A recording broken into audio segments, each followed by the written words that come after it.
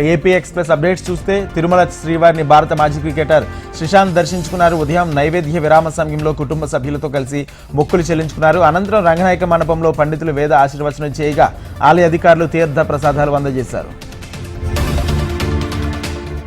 తూర్పుగోదావరి జిల్లా పెరవలి దగ్గర అక్రమంగా తరలిస్తున్న ఇసుక లారీలను పోలీసులు పట్టుకున్నారు. గోపాలపురం గోదావరి నుంచి తరలిస్తున్న 150 టన్నుల ఇసుకను 7 లారీలను పోలీసులు సీజ్ చేశారు.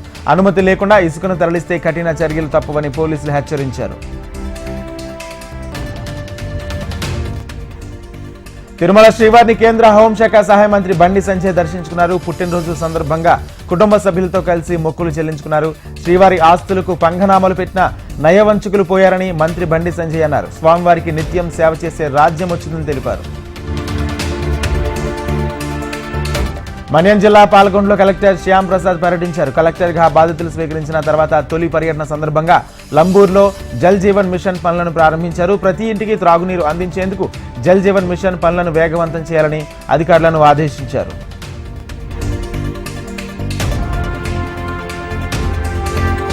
తూర్పుగోదావరి జిల్లా దేవరపల్లిలో టొబాకో ఇన్స్టిట్యూట్ ఆఫ్ ఇండియా కార్యక్రమం నిర్వహించారు. ఈ సదస్సులో రాజమండ్రి పార్లమెంట్ సభ్యులు దగ్గుబాటి పురంధేశ్వరి పాల్గొన్నారు.